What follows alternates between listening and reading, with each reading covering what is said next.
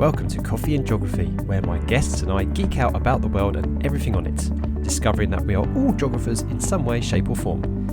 I'm your host, Kit, and my pronouns are they, them or she, her. So settle down with a brew, hit that subscribe or follow button, and enjoy the listen.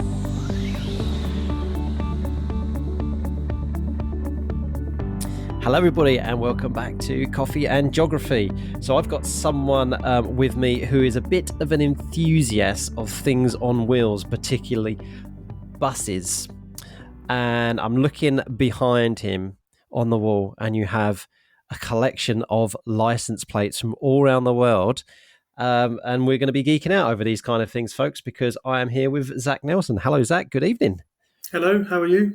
Doing very well, thanks. Yeah. And Excellent. we were both. So Zak is someone I haven't met in person, but I missed the opportunity to do so because Zak, you were manning the stall for the company you work with at Norwich Pride the weekend just gone with that very colourful bus, which we'll talk about a bit later. So yeah, I can't believe it. I was like, I knew you were there, and I just didn't get the chance to kind of pop by. But did you have fun on Saturday? Yes, it was really, really good. We had lots of interest in the bus and lots of interest in the free jelly beans and things we were giving away on the stall. People seemed very surprised that we didn't want any money, which was good. So yeah, it was a really good day. Okay, now that my eldest has left the room, I can now say publicly that I can't believe I missed the bus because now we've missed out on the jelly beans. Oh no! Walked back in just as you said jelly bean. Yeah, and he's giving me a look. Everybody, I was like, "We've missed some jelly beans at Pride." Yep, we missed some jelly beans at Pride. Well, before we go on too much onto nonsense, folks, let's introduce Zak. So, Zak is a bus enthusiast from Norfolk who grew up obsessed with all things countries, capitals, and flags. So, what a perfect podcast for Zak to be on. He has a collection of over 600 number plates from over 70 countries. So, the ones I can say, roughly, you've got about a dozen on the wall behind you. So, I'm only seeing a small smidging portion there, I guess. And Zak works in marketing in the transport industry and can also drive buses and coaches himself. So you've got, what is it called nowadays? Is it still called a PSV license now? Is it, Zak, or is it called something else nowadays? PSV's fine. PCV is more common. Passenger carrying vehicle? I don't actually know what it stands for, to be honest. I'm just guessing. So yeah, so I know you've got like LGV, which is long goods vehicle, light goods vehicle, HGV, heavy goods vehicle, which is basically your lorries and trucks, folks. So PSV, PCV. That must be passenger carrying vehicle. I think you must be right there. That makes sense. Yeah, because I've got a. So for the folks who don't know what this is, I have a D1 license. So you know what a D1 license is, surely? I haven't looked at the back of my license for a while. I know there are lots of different letters. I'm putting Zak on the spot here. Just because he's a travelling engineer doesn't mean he necessarily knows the codes that the DVLA use, on the back of our licenses. So yeah, so D1, so I can drive up to a 15-seater minibus. And I got that courtesy of the school I used to work at because I used to, when I taught geography, I used to take kids on their field trips, and it was quite handy and cheaper to take a hired coach and a minibus rather than like two coaches. So it was actually worthwhile economically. So you've got, so we are here on Coffee and Geography, so we usually talk about our brews, but you don't have a hot drink with you this evening. I don't. I've never had hot drinks in my life, really. People really? say, you must not be British. You don't like tea. You don't like coffee. What do you drink? I say, I just prefer cold drinks. I have to admit, it's quite unusual that someone hasn't just does not go for hot drinks at all. So what have you got with you then this evening instead? Got a homemade banana and coconut smoothie, which is made with coconut milk and 2 or 3 blended bananas. And that's because all the shop ones I seem to see have pineapple in them, and I can't stand pineapple, whether it's on a pizza or in my drink. I don't like it. So just banana and the hint of coconut, which is why I do them homemade. I tell you who's punching the air listening to that is Professor Chris Jackson, who I had on the podcast a few months ago. He absolutely detests pineapple on pizza and thinks it's sacrilege. So Chris, you've got you've got an ally now, mate. So I feel like I'm 2-1 down now because I tried to. Well, I just couldn't convince him to put pineapple. I do like a bit of pineapple on pizza, but I didn't I mean to know. offend you. Sorry. No, I feel triggered now. So it's no, it's all good. So yeah, good. So you're probably, I mean, you're not the first person to be like coming on Coffee and Geography with a cold drink. And of course, if we were going into an actual coffee shop and sitting and have a chat, you would order what you want. It could be a smoothie, it could be a milkshake, it could be that, whatever. So depends on the day. I don't always drink a coffee, or a tea.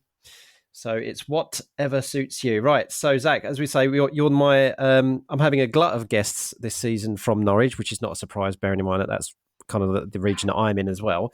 Because my last guest, Connor, my ex-colleague who works at the UEA as a PhD student, was from Norwich as well. So I do apologise, everybody, that I seem to be Norwich-centric, but nobody hardly ever has heard of Norwich or think we're a backwater. So you're just going to have to deal with it and learn from us, right? So have you... Are you Norwich born and bred then? Norfolk born and bred? Yeah, I was born in the old N&N, which isn't there anymore. Yeah. But I've lived in a house which I grew up with about 10 miles south of Norwich for 25 years. And then I moved here into the middle of Norwich. Okay. Where I've lived with my partner for the last, or a couple of partners and a flatmate, 3 different people. Dated 2 of them, not the other. Since March 2020, just before COVID. Oh, crikey. Yeah. So that really was on the wire, wasn't it? So you've moved in together and all of a sudden lockdown happens. We were planning on moving in April, and as Boris came on the TV, it came to a point where it was, we need to go now or it's not going to happen. Luckily for me, the previous tenant was happy to move out that night, and it was actually... We had to get out before midnight, obviously, because of the lockdown rules, and we just got everything. Wow. And like a well-oiled machine, just in and out straight away. And I was in about, just after midnight. Everything just piled up. Slept on the floor that night, and then obviously with furlough, I had 7-8 weeks to sort it out. So in a kind of perverse sense, it was actually an ideal time for you to move. But in a way. Yeah, we know obviously COVID's not been a pleasant journey for a lot of people, as we know, but a lot of people have tried to make the best out of the situation, and it sounds like you in terms of moving, you lucked out and made the best of the situation there. But then you furlough for 7-8 weeks. It's like, well, what can we do? We might as well start making this house a home.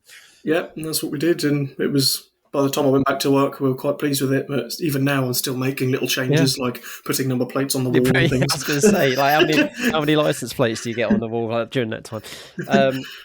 Yeah. So, wow, what a story. So, the old N&N. Wow. So, so folks who don't know, it's so you might have heard of, maybe for negative reasons in the news, but you may have heard of the Norfolk and Norwich University Hospital. So that's like a really giant complex. It's called a university hospital because it's a teaching hospital as well. So the University of East Anglia partner with them and train midwives and nurses and doctors there. So that's now got its own big site to the west of Norwich. But the old hospital was a very old building right near the centre of Norwich, actually. So that's where you were born, and off Newmarket Road. And if I think I'm right, they developed it into flats, but they actually kept the original core building because it was a listed building, I believe. So they couldn't knock them down, but they converted the inside of them to flats. I think that's right. There's still some of the old buildings are still there, converted. But they did get rid of some of the old wings that weren't listed. And I'm told, I don't know how my mum remembers this, but apparently the building I was born in isn't there anymore. Oh, but that's a bit of a shame, isn't it? Yeah. But so it's kind of almost a sign of the times, really, isn't it? About the sign of development, and the geography teachers listening probably can probably tell their own stories of this, where the place that you were born is now a block of flats. So it's a quite common thing. But yeah, so but at least when you drive past there and you see the old building with I think it's the one with the clock? Is it clock on it? I think it's still there. I can't remember, but at least you can say, that's where it is. But where my kids were born, Norfolk and Norwich University Hospital, that's not Norwich, that's Colney. So that's probably not going to be getting demolished anytime soon either. So they probably won't be able to say that place where I was born isn't there anymore at any point in their lives. So you look at their passport, yeah, and it says Coney, Norfolk, and like, oh, does it? Where's it actually says Coney in on their passport. It doesn't say Norwich. So people are looking at where the hell's that? It's like, basically it's Norwich. It's just the little. It used to be a village outside Norwich, which Norwich grew into. So so that's a really interesting thing. But it's a really interesting kind of like brownfield development that they changed the old hospital. It just was not fit for purpose anymore. It's too small. The transport links, will come to that. It's a good segue there. The transport links around there were pretty terrible at the time, and it was supposed to be more effectively out there in the towards the sticks. But what would you say then, Zak? Is so you lived in South Norfolk and you're now living in Norwich, so you haven't really gone anywhere else. But you do like to travel though, because you've been. You say you grew up watching Eurovision. You've travelled to or driven through the vast majority of Europe. So go on, regale me a tale or two of probably your most memorable trek through Europe. Well, it all started in 2008 when I was just a young boy, and we went abroad for the first time as a family holiday to South Germany, and I was just wide-eyed and just in awe at the fact that everything's on the wrong side of the road. Like, what is happening here? And we went abroad again in 2014. So over the period of high school, my interest in geography grew, which is where Eurovision and flags and everything comes into it. Yeah. And I was begging my parents every year, please, let's go abroad. And they said, when you're old enough, you can pay for it yourself. I was like, fine, I will. And I've proven them right. In 2017, I went abroad for the first time with my friend Carl to Sweden. Drove there, which took a couple of days. Nice. Since then, 2018, I took a 25-year-old camper van to the Pyrenees and back. 2019, I drove to Bulgaria and back over the course of 2 weeks just for fun. Then COVID. And then in 2022, last year, I got bored of waiting for Nightwish to come back and performing in the UK, and I saw they were doing a festival in Hungary, and I thought, right, I'm booking a ticket. 30 quid. Oh my goodness. Booked a ticket, and then I thought, how am I going to get there? Let's drive. So I did. I took my miniature camper van and drove to Hungary just to watch a 1.5 hour gig. So that was 2 weeks on holiday. Oh my goodness. Just to watch a gig. And I've recently just come back from Norway and on another 2-week road trip with my other half in my little camper van. So I every year I just like to escape this country and go and explore everywhere else. Wow. So how many miles has your camper van done then? When you last read the odometer? Well, on the most recent trip, I reset it before I went. And in 2 weeks, we did 3,500 miles. Oh, nice. Which the fuel was okay when it was split in two. And now it's on the way down again. That was all right. But obviously in a camper van, you're not paying anything for accommodation. So it's really affordable if you know what you're doing and can research and look into where you're allowed to park. It's perfect. That's a good point. Yeah. Cheaper than staying abroad, staying in this country a lot of the time. That's a really good point, actually. Yeah, because a lot of people say, I don't want to do that. It sounds really expensive.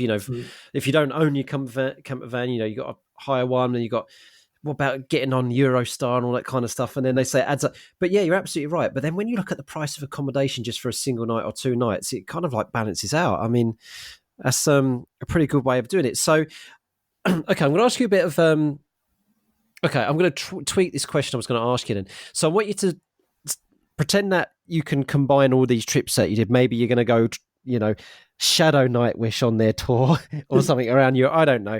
And you've got your little camper van. So let's imagine you could piece together the highlights of any trips that you've done, like driving to this part or this view that you saw or this stop that you did or this little family-run restaurant that you stayed in where they were lovely local people, whatever. Give us like a highlights package if we were to go Zak Nelson's highlight package tour.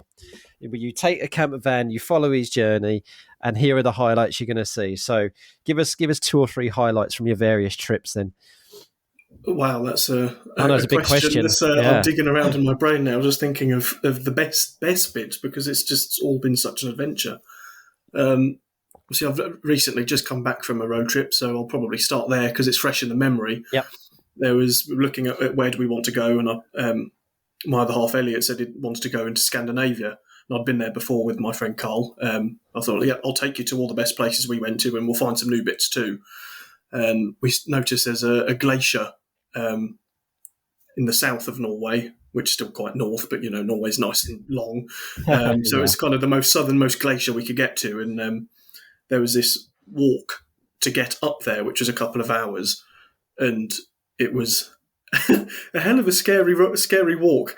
There was two different options. One was to go up to the top and look at the glacier from above, like from a view top, and the other walk was to come and look at it from through the valley and see it at the bottom, Okay. which was apparently shorter. So we thought, well, we're not really very fit. We'll do that one.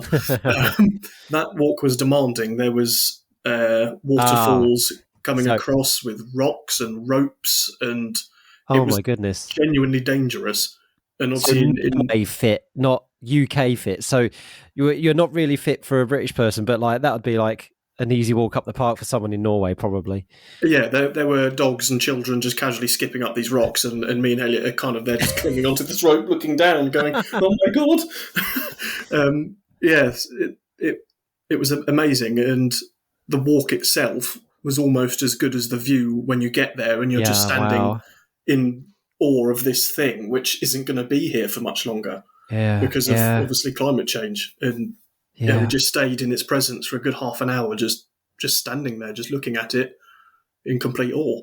It must be majestic. I mean, I have seen glaciers with my own eyes, mostly smaller ones, and I've never seen like major, massive glaciers. I've never had the privilege of going to places like that, but I've taught a lot about them, seen a lot of footage and stuff like that, and I can only imagine, and read stories, both fictional and non-fiction, about them. I can imagine they must be so much majestic things. And you mentioned about climate change there, just a sidestep right there. Did you get a sense of how can we cause like stuff like this to just melt away? Like, because was the size of it quite overpowering? I was absolutely staggered by the amount of water that was coming down this valley. And seeing that, and also knowing that whilst it is obviously retreating, but in 20, 30 years' time, we're probably still going to be there. And I'm thinking, how is it still going to be there when all of this water's coming down?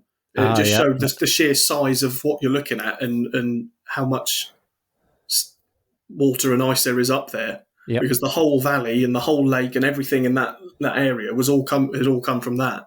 Yep. And 40 years ago, it was there, and it's still there, and it's obviously melting quicker, but it's still going to be there for a little bit longer. Because they're immense size, yeah. Yeah, I was just absolutely staggered. Yeah, well, glacier. I can't remember the fact off the top of my head. There'll be people out there who know this, but glaciers do provide fresh water for, I think, millions of people around the world. Through the seasonal accumulation and melting back, and the accumulation and melting back. So they have this seasonal cycle anyway, where the water, and it gives a nice constant feed of water, and millions of people do rely on that, particularly in places like the Himalayas and the Andes. And but to think that we're going through this process now, as you've just said, that where the retreat, the melting is greater than the accumulation, and then, it kind of like, it kind of it's beggars belief, really. But we'll get off our soapbox there. So that's the one thing. So we've got the Norwegian glaciers. All right, I'll just give you one more then, because you're saying, oh crikey, where do I start? So what would be your other highlight then? I would probably say on that trip to Hungary to see Nightwish, on the way back, I went through the Czech Republic, and there's a number plate collector in the Czech Republic called Thomas, and we'd met once before, and we'd agreed to meet up again, and he basically took me for a couple of days and played as my host. Nice. He provided, him and his family provided free accommodation. He was buying meals and things. He was taking me everywhere that was really nice to see in his town and village. And whilst we were doing that, we'd meet other random people that were just so friendly. And there was one chap who we met in a car park. I'd taken Thomas to this car park because he wanted to learn how to drive a car, and he wanted to drive a right-hand drive car. It was really exciting. Cool. So I took him to this car park, and he had a little go around, and there was another chap sat there on the phone, and he got out and was like, "Oh, are you English?" And I was like, "Yes." And he just started chatting about how he wants to go to England and everything. And because Thomas obviously spoke Czech, they then had a bit of conversation in Czech. And it was just fascinating hearing this random man's stories. And it ended up with him. He literally just gave me his phone number, and said, if you ever need anything at any point, if you're ever in the Czech Republic and you need anything, call me, text me, I'll help you out. Wow. And he gave me this sticker for a football team that he runs or something, some Sunday league team. And I was like, excellent, because he saw my car had lots of stickers on from all the places I go to, and I put it on my car, and his face was just so happy that his football club's going to be represented all through Europe and in the future back here at home. And I sent him a picture when I got home, and he was just like, oh, that's amazing. And it's meeting local people when you're on these trips, if you're brave enough to go on your own, and actually get out into the culture and meet people. Those are the stories that you remember, and those are the experiences that you remember. That is so cool. Do you remember at the top of your head what the football team's called? Give them a shout out. It was the logo was there, but the sticker says "My Home Hradec," which is where the town was, Hradec Králové, which is probably about 30, 40 minutes away from Prague. I can't remember which direction, which isn't very good for a geography podcast. But well, there you go. So, folks, if you know, if you, I've actually looked at my listener stats, and I have had like 1 or 2 people listen from the Czech Republic, right? So, if you're those 1 or 2 people from the Czech Republic who listen to this podcast, there you go. You've had a shout out for this football team. Go and see. I know Czech Republic's not a small country. It's not. You just can't go just nip up the road, right? But say that this would be so amazing as it happens, right? No chance, but we might as well give it a go. Go to that town, go and see that football team play, go up to the manager and say to the manager, we heard about your football team on this podcast called Coffee and Geography, where somebody called Zak, who you met in his camper van, and he sounds like he'll get a kick out of that. So there we go. Let's make this football team famous. Yeah. Sounds like a plan. That'd be good, wouldn't it? And if you do that, folks, tweet us, email us, let us know. That would be so awesome. I'll tell you what, it sounds like I need to get that fella or Thomas on this podcast to sound like a right. Oh, he'd absolutely love it. He's been all over the world media with his number plate collection. He's managed. I don't know how he does it. He wangles his way into all sorts. I'm gonna have that sounds like I'm gonna have to catch that. Right, I'm gonna move on quite nicely with you about staying with Europe, about Eurovision then. So I think we've kind of mentioned it in passing with a previous guest, just as a kind of like a little bit of a side joke of that. But I don't think I've actually had the chance of actually speaking about it to somebody, because we've got, most people listening will know who Eurovision is, but I do have listeners from outside of Europe, particularly the United States, who don't really know what the fuss is all about. And why the hell is Australia in it? Yeah.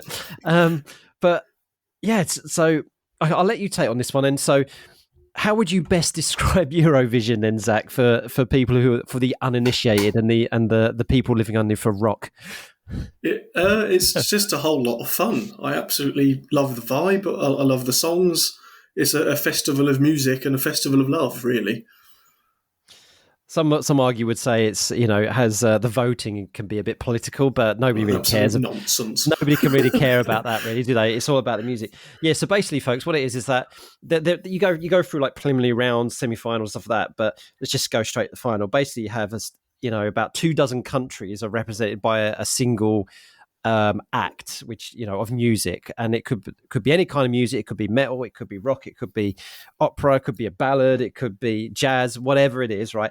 But it has to have quirky, strange pyrotechnics or costumes or whatever. It's got to be flamboyant, it's got to be cool, it's got to be amazing. Because there was one year, wasn't there, when we actually entered as the UK, we entered Andrew Lloyd Webber, who's an internationally renowned musician, who thought, is he going to pick up a few, because UK usually scores nil points nowadays, right? Nobody likes it anymore, especially since Brexit. But Andrew Lloyd Webber, I think, didn't he get 1 or 2 points out of maximum 300 or something? No, that was 2009. He was playing the piano on stage for Jade Ewan, who was the singer, and actually came 4th or 5th. It was our best result for absolutely ages. 2009, that was. Okay, maybe the Andrew Lloyd Webber effect did have a little bit of a... Yeah, that was our best result since until Sam Ryder. Yeah, in 2022. So the last time we actually won it, was that Katrina and the Waves? Yeah, with 97. Love Shine. Was it Love Shine a Light? That's it. 1990, 97. Yeah. God, Yeah. 97. I was in year 9, year 8 or year 9 at the time, which is Old 30, enough to 14 year remember. olds. Yeah, that's about it. But I know that. And then I remember Jedward, but they entered for Ireland, didn't they? That was Ireland, yeah, 2 Yeah. years in a row, I think. Yeah, right. So, folks, if you want to know Eurovision, just type in Jedward, right? Jedward, and look at what those two are. You know, that's just nuts. Okay, favorite Eurovision song? I think it's got to be 2007's winner, Molit Var, which is a song in Serbian sung by Marija Serafovic. And it was their first time entering as an independent country. They just split from Montenegro. And it was a beautiful, beautiful song. And it's still in my playlist today. And I know all the words in Serbian. Oh, wow. There's just something about it. It's an emotional connection as well because it was one of my first contests and I was only 11, 12 at the time. So it was one of my earliest memories of Eurovision, but even now it's still such a good song. And she's released a version. There's a video I've got saved in my tab on Chrome. I'm looking at it now, where she released it during the COVID lockdowns. She came out onto the streets, the empty streets of Belgrade, and sung it. And there's like pictures and moving videos of the empty streets and nurses going to work with their masks on and kids in the balconies clapping and singing along and things. And it was just really moving. So even now, it's still a really big hit in the Eurovision world. Oh, yeah, wow. Crikey, your knowledge is pretty good. I feel like I'm going to do the wrong quiz later with you. But, I know, you wait. So I think it's hard for me, really. I mean, I really enjoyed, was it Punk Rock Revolution by Lordi? Hard Rock Hallelujah. Hard Rock Hallelujah by Lordi. I think that might be one of the reasons why I quite like rock and metal, perhaps, because that was very early. That was my first contest, 2006. 2006. And I'm a bit of a suck. I mean, I'm more of a person who likes things like, as I've mentioned to you before, like Wolf Alice, Jezebels, Churches, stuff like that. So a little bit like uncontemporary pop. Yeah. Mm-hmm. But actually, kind of the pop in Eurovision is quite enjoyable. And I think actually one of my favourites, I might have been the same year as Lordi. I'm not quite sure. You'll be able to tell me. I quite like Playing with Fire by Ovi and Paula Sealing. Playing with fire. Yeah, that rings a bell. Because we're running away. yeah, I think I remember that one. So I think that might. When was that? I'm gonna have to look it up now. 2010, 2011, something like that.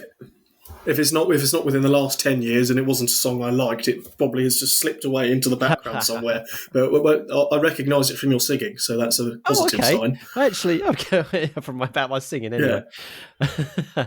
But yeah, go folks. But like, it is an institution. You've got to look it up. Eurovision. You know, this year's winner was quite decent. I think. I quite like this year's winner. That was Loreen. Yeah, she's a character. Come back 10 years later and swept everybody away again with another win. Yeah. So that was so she's from Sweden. Yeah, she's from Sweden. And then what happens, folks, is that usually what happens is that the winners of the Eurovision then host it the following year. So I guess you get some people from that country who host a big event, stuff like that. Some of them must be going, yes, excellent. And others going, oh my God, we've got to put this thing on. But it could be really nice, though. It could be quite unifying. So as Zach mentioned before, because this year, for example, was actually hosted in the United Kingdom, not because the UK won it the previous year, but because Ukraine won it. And a lot of that was because of in solidarity with what's happening. And then the UK up in Liverpool said, we'll host it on your behalf, but it's going to be Ukraine celebration because you won it last year. But the UK hosted it on their behalf, which I thought was a nice touch.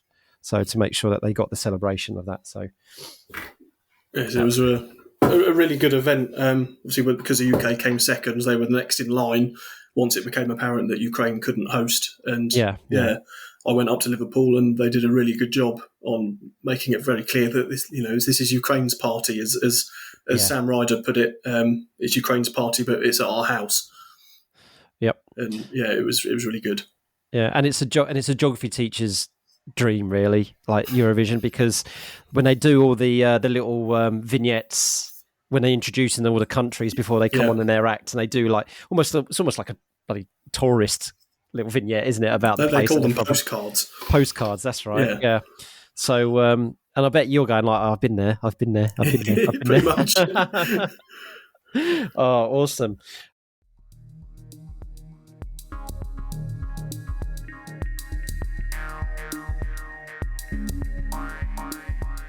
Hi folks, a chance for you to recharge your brew, but also a polite prod to remind you that it's so easy to support this podcast.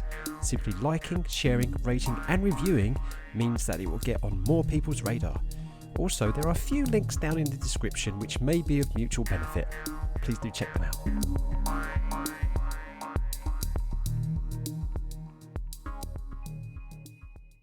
Yeah, okay, let's go on to the number plates now, and I'm going to do a quiz with you. Right. Okay. So I'm going to put so for you, and I'll put this link in the description for everybody so they can have a go at the quiz as well. So if I put it in the chat here, hopefully it's a clickable link for you, Zach. So it's just appeared in the chat on the right hand side there. Right. So what I've done, folks, it's going to be quite weird because obviously this is going to be a very visual quiz, and I'm going to do my best that as Zach goes through this, is that I'm going to do my best to describe you the license plate that Zach's going for. So. Trying to think the best way to do this, really, Zach. I'll tell you what, let's keep it simple. Let's go from top left across the right. We'll go by row, right? Okay, yeah. Okay, so what we're going to do, I always play my quirky, cheesy jazz music over this, jazz quiz music. Right, okay, Zach, so are you ready? Would you like me just to whiz through them in a like, one after the other, or? Yep. If you give me 10 seconds to describe it for the listeners, and then you say that is right. The first one's going to be, so here we go, folks. It's the license plate quiz with Zak Nelson. So, okay then, folks. So the first one here, we've got a lovely license plate. It says Vacation Land at the bottom, and at the top, it says Maine, and there's a little bird in the top left corner. So that country would be? USA. Yeah, so that is, yep, so that's quite an easy one. So USA, 1 out of 1. So the first one, the second one, this is another easy one because it's got the province at the top, Ontario. It's got a little crown in between the letters ECM and 32. Yours to discover, and this is? Canada, right, okay. They get a bit harder, but this one, I know that you know this one because it's right behind you over on the left. This has got an EU flag, NL, and it's got a license plate 10-00-ZZ. That is? The Netherlands. The Netherlands, another ding. Okay, so the next one has got the country code S. It's quite a bland one, really, just white with black letters. But where's this from? Sweden. Right. Okay, now this is getting interesting. It's a yellow license plate. It's pretty basic, but it's got a very strange typeface, really. But it's quite. You got N space, then some numbers, space W. Where do you reckon this one might be? Namibia. Oh my god! Yes, he's got that one as well. Right. Okay. Sixth one. So this one has got some letters in Arabic. So that kind of Arabic. And it's got some lovely. I love the way it looks. It's such a beautiful language. It's got KBL in the bottom left. That's going to be a big hint. And I can't quite tell what the building is just above KBL, but it's a little tiny little etching of a building. What's this one, do you think? This one's Afghanistan, and it's for a private vehicle, as you can see, with a PRV at the end. Oh my god, private vehicle. So that's just a standard car. And I guess, is KBL Kabul? Yes. That's the region code on the left, vehicle class on the right. Oh, right, okay. Right, the next one, it's a blue background with white lettering. You've got some symbolism on the left-hand side there. Looks like it's from the east. A.902XW. What's this one then? This one's China. Yeah, so is the symbol on the left its location? Because I believe so. Yeah. I'm not entirely certain with Chinese plates, but they do stand out, especially on British roads. I've seen one, which was quite a shock. Right, well, whiz past the next two, because I think the next two are quite straightforward. So they look very similar. White background, they've got a blue on the left-hand side. One's got the flag and MD, and the second one's got its flag and GE. So these two are Moldova and Georgia. Yeah, they're pretty straightforward. Moldova and Georgia. Right. I've actually seen something similar to this one. So it's red, folks, with a white border, very thick bold. I tell you what, this would be tricky to be picked up by an automatic license plate reader, I think, because the letters are quite bold and very close together. So BX153042. You have a guess on this one? You would do well to see one of these in the UK. It's from Botswana. Oh, nice, Botswana. 100%. So we're halfway through, folks. This is amazing. Okay, there's a big hint on this one. So we've got lovely kind of 3D print on this one. So we've got 477-PNK. There's a barcode along the top. There is some kind of symbol. Look, it's not the justice person, but it's like a statue with wings behind it. It says Distrito Federal Transporte Automobile. So that sounds like Spanish to me, but it's not Spanish because it is Mexican. Right, we're going to skip the next one. We know what the next one is. Yep. Yeah, that's the UK. But where's DE? Where was that registered? Because the first two letters on the UK license plate is where it was registered. Yeah, and they're not always where you'd expect. My dad had a car that started DV, and that was Shrewsbury. So I'm guessing D is also the Shrewsbury code for some reason. Area. Yeah. So my one is EY, so that's somewhere in Essex. Yeah, E is Essex, and A stands for Anglia. We've got some sensible ones around here in the East. Absolutely. Okay. The next one, it's got the EU flag and the letter I, and it looks very similar to the ones we've seen before. So this should be a straightforward one. Italy. It's going for the pot, everybody. Is it going to be a full whammy? Right, this is a really interesting one. This is more of a square license plate with a white background, green lettering. It's definitely somewhere from the east because you've got those characteristics up there. Small numbers at the top, 500. Big numbers underneath, 46-49. Where's this one? Japan. Correct. Right. They have some of the most distinctive plates and most collectible. They're very popular in collections. Yeah. Right. We're going for the lot here. Right. The next one should be straightforward because you can actually see its flag and it says IL. So, folks, what do you reckon IL is? It's a yellow background with black text. But Zach will reveal to us that one is Israel. Yep. And the next one's easy as well because it's EU flag with D. Before Zach answers, though, what do you think, folks, D is? Because that really does throw some people out, that one. Because think of the country's name in its native language. There's the big hint. So, Zach, D in the European Union is? Deutschland. Germany. Right. I've seen these ones.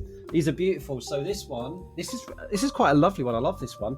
So it's like a pale blue background, but it's got pictures behind the letters. So we've got some corn.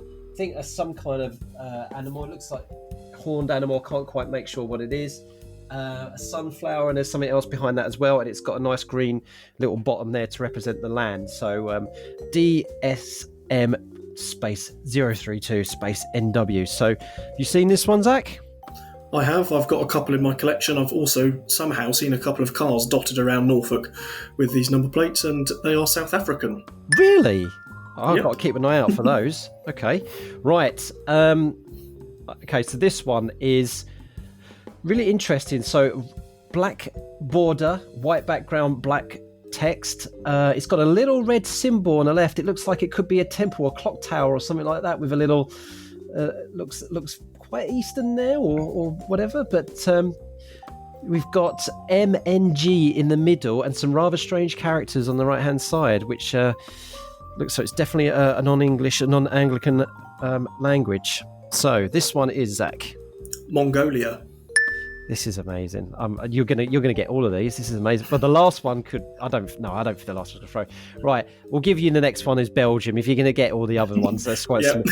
So B, and it's actually red characters rather than black ones, which is quite interesting. Okay, this one is also straightforward. It's got the flag, and it says RUS. So I think you folks, you can go that one. Right. Okay.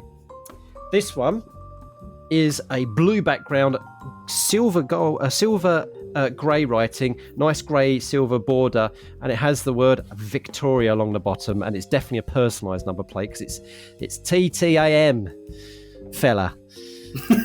That must be Australia, Yeah, if yeah. it says Victoria Right. on it. Okay, right, folks. This is it. Oh This is no. it. Is this the one that's going to trip Zach up? Right. It, Yes.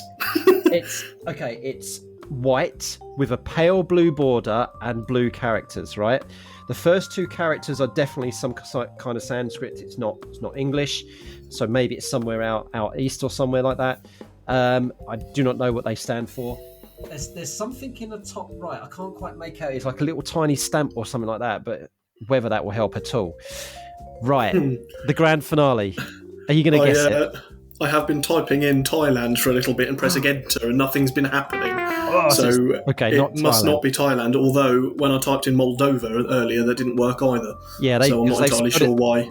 Well, they've spelled it as Moldovo for so I think it's a typing. Oh right, but right, it must be some other country near Thailand. You're in the right part of the world. I'll give you one more go. Go on.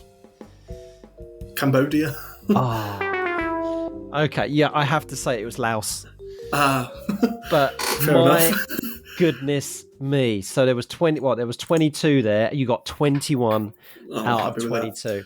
That is to make up for the one missing. Perhaps I could tell you a few interesting facts with regards to that font that you said on Namibia's one. Yep. Is actually originally on the German plate, as you can see, and it's becoming so popular that South Africa, Georgia, Moldova are all using it now, and it's becoming ever so popular in Europe and around the world. It's one of the most common fonts used on plates worldwide now. How interesting! Yeah, it's quite. It's really weird, isn't it? Because it is it's actually quite distinct. Yeah, it's called FE Schrift.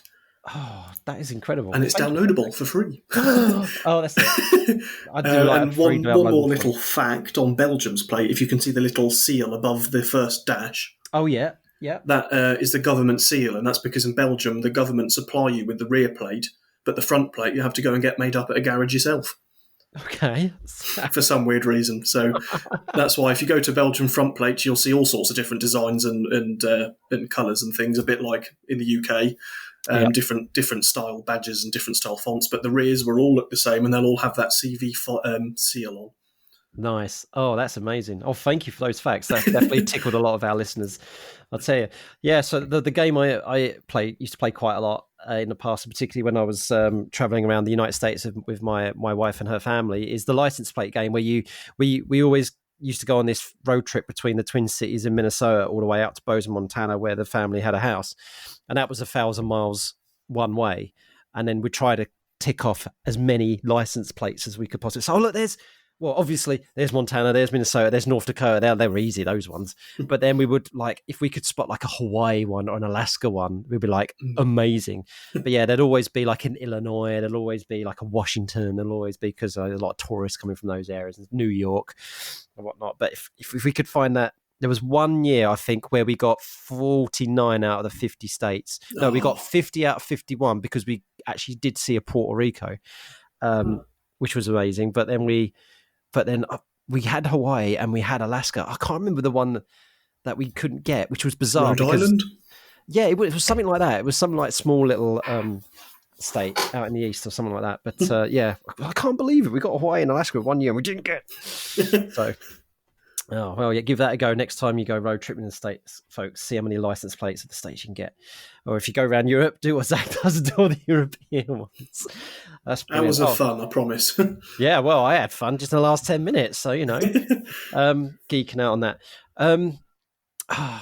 Let's stick to transport just very briefly, because I really do want to talk about this, because I almost I've had such fun. I've forgotten about this. Let's circle back to Norwich and talk about what you're doing with regards to, because you're a market in the transport industry and stuff like that. I really want, from your point of view, really kind of like what Norwich has done, because it's done a lot of work kind of pedestrianising places, putting one-way systems in and like making it friendlier for the bus, because I've lived in Norwich long enough to know that it was quite terrible for public transport. It did a good job for what it had, but I think someone who prefers to use public transport, if not their electric car, I quite like walking around the city centre now, the way they've spread it out. I know it's upset a lot of drivers, and it's forced a lot of people on the inner ring road, but yeah, St Stephen Street, that's quite a nice little way to walk around now. I mean, what's your take on what they've done, and from someone who works for a coach company, have they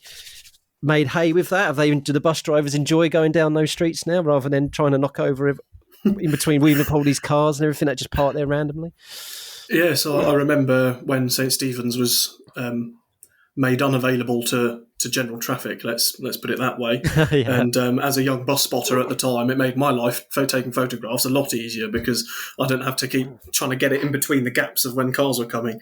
Now I'm on the other side of the fence, and they've redone it again. Yeah, it's so much easier now for bus drivers to get in and out with those bus stops. I know there was some controversy about the Sawtooth bus bay, and it's not safe for cyclists and it's not safe for people, and it was just a waste of money because it looks the same. And so it definitely doesn't look the same. It's a much more pleasant space as a pedestrian's point of view.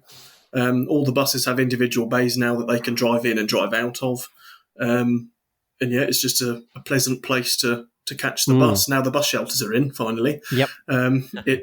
It's a really good space, and yeah, long may the investment in public transport continue, as it's your listeners in Norwich might be aware about the electric buses heading to the city. Yep. There'll be 70 brand new electric buses, which will be replacing half the fleet, and pushing all the older stuff out of the city, having some nice clean green air coming in, which will be really good. And it's important to have the right infrastructure for those buses to be operating in. We're really looking forward to welcoming the first few in the coming months. That's amazing. Yeah, and we know that Norwich has got quite a heavy green council.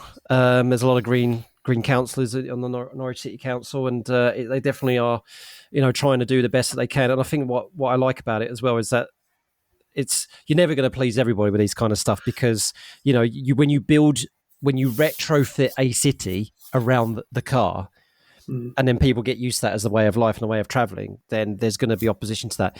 I mean, what really has surprised me when I first moved is that there used to be trams and everything that used to run down like Gentleman's Walk and stuff like that. You used to just hop off on a tram, and then they pulled the tram lines out for let the car in. And then I've seen all these old photos from the 30s and 40s and 50s of people parking their Model Ts outside of what's now WH Smith or whatever, and it's and then of course then they pedestrianised that. So it's almost going back to its roots. So I think people tend to forget that, I have the right to drive my car where you don't. Well, actually, you've been making hay while the sun shines. It's been made for you for the past 50 or so years. We're just trying to return back to the way it was in a more pedestrian, public transport friendly place. But instead of horse and carts now, we've got buses, electric buses. And it's interesting when I understand there are some journeys which you cannot use the bus for, you cannot cycle and you cannot walk. But actually, the vast majority of times you can. And I live in the city and I use the bus. That'd be a bit weird if I didn't, working for the bus company. But occasionally it might be 5 minutes late. It might not run every now and again. But as a whole, the reliability of the services in Norwich are actually really good. And it's those negative experiences where somebody's going out to try the bus and it just happens to be that one time. And they've now got that negative image in their head for forever. It's just unfortunate that people are letting one negative experience ruin what could be, if just try it again, just give it a little bit of time, get used to your new regimes with leaving your house 5 minutes earlier to make sure you get the bus in time to get to your next place or whatever. And with these new buses, the reliability is only set to increase, and the service levels are increasing already. We had a service change last week where we've doubled the frequency on the charcoal line. We're now going to Halesworth. Used to be 4 buses a day to Halston, now there's 13. The service levels increasing is incredible. I was going around changing the timetables, and I thought there'd be like 2 or 3 extra journeys. I've never seen something jump up by that much. That's incredible. But I must be going really well. So it is the way forward. Whether people like it or not, jump on the bus, give it a try. Now's the time to try. Yeah, and when we get to that critical mass where you get enough people out of their cars in the buses, and suddenly those buses are running smoothly. I mean, I know that Norwich are trying to do their best to kind of improve, the bus lanes and stuff like that. But you've got bus lanes along the major routes, Newmarket Road and Dereham Road and stuff like that. So they're trying their very, very best to kind of implement that. But yeah, I'd say the same as you. Get one of those 10 ride passes, because it's cheaper that way. If you're feeling really ambitious, go for a monthly pass, and then say, right, I've got myself this 10 ride ticket, or I've got my monthly pass. That's it. That's what I'm going to try it out for 10 days, try it out for a month. And then you can make an informed decision to see if it works for you or not. And maybe even speak to your organisation and who you work for, folks, because you might not even know. They might actually have a staff scheme to support your public transport fund or something, that you don't know. They might do, because you just might never ask. Just like some people never knew that there was a bike to work scheme until, oh yeah, we've registered to that. Or why didn't you tell your staff then? Oh, we didn't think anyone would be interested. I know, but because you've got to ask people. Yeah, so you'll give it a go. And I have to give a shout out to Charlotte, my colleague at the UEA, Charlotte mostly ran it, but herself and I and a couple other EV drivers for UEA Outreach, we set the staff, the department, challenge, an EV challenge for a month, because we've got EVs as fleet cars. We've got 2 Nissan Leafs at the UEA, but we've also got some petrol cars. But the challenge was not just for the staff to use those EV fleet cars, it was also to see if they can use public transport or cycle or walk to work.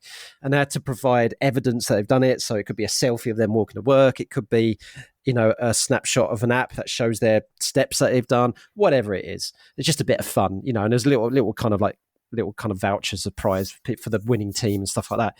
But people loved it. They loved it, and it just got them thinking, you know what, I can make this journey by bus, I can make this journey by train, I can make this journey so at least I've got that option. Yeah, that's the main that's thing, it, isn't it? Even if it's just one journey a week, like if you're going to the football, for example, try getting on the Norwich City shuttles or your Network Norwich bus just to make that journey, and then carry on driving to work during the week. That one journey is going to make the world of difference. Yeah, I say the same to when. I mean, I'm not like militaristic vegan or something like that. But what I say to people is that, like, here at home we try to eat a vegan meal, once or twice a week, rather than have to go completely vegan. These vegan, ideologists, evangelists or whatever. But yeah, we just say, just give it a go for one day. You'll be surprised. You pick up a lovely vegan meal. I didn't realize how nice this was, and then it might creep in as a habit. It might not. So. But there you go. Worth giving it a go, isn't it? Worth giving it a go. Right. So yeah, there you go, folks. We've done a bit of environmental plug for public transport there. So next time, if you're going to visit Norwich, folks, it is a lovely city. It's a fine city, as we call it. I do recommend that if you ever come here and visit, it is out of the way, but it's worth it. We've got the Broads, we've got all the history, we've got all the stuff. Park yourself at the Park and Ride, and we've got plenty of park and rides. How much is it? Because sometimes it was just was it just a quid for Pride or something? I can't remember. I'm not sure what the park and ride prices are, but it's only a couple of quid at the moment it's anyway, cheap, because of the government schemes where every single journey is maximum of £2 anyway. Well, there you go, folks. So that is a lot cheaper than trying to drive in the city and park. Yeah. We got one last thing to do then. We're going to do We Are All Geographers, where we're going to finish off connecting you to our previous guest. So our previous guest also in Norwich was my ex-UEA colleague, Connor, who's now a PhD student looking at earthquakes in Tibet. Wow. That's all right, isn't it? So what this is, Zach, is that I say to folks, right, you've got to talk about a word for 30 seconds, right? But it's the guest previously who gives you that word, right? Okay. So it's like a bit of a domino kind of thing. Yeah. Now, Connor has come up with the word. We were sitting at a cafe on campus. We did it in person. And all he did was he couldn't think of a word. So he just looked at the thing that was on the cafe desk of us, which was this UEA thing with a QR code in it. It just had the word exploring on it. So Connor just went, you know what?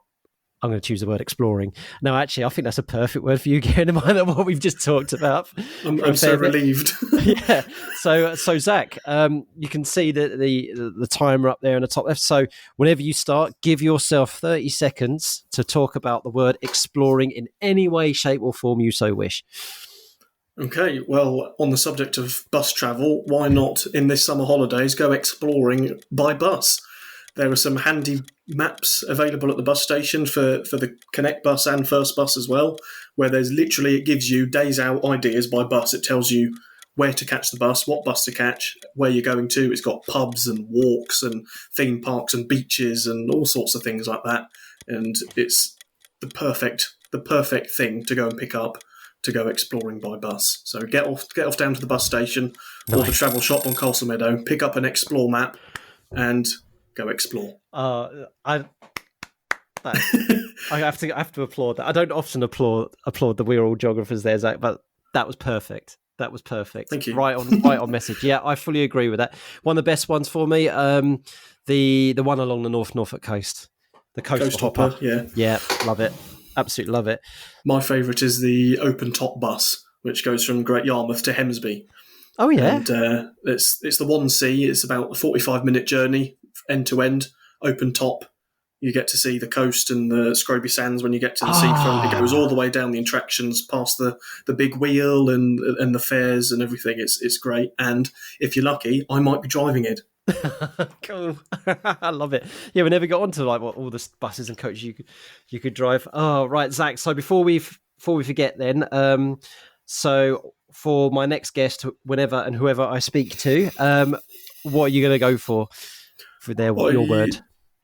I did have a little think over the last few days about what word it should be, and I think sometimes you overthink things, and I feel really bad now because exploring was such an easy one for me to do, and the thing that stuck in my head, the word that I came planned with was something really random, and it's carpet.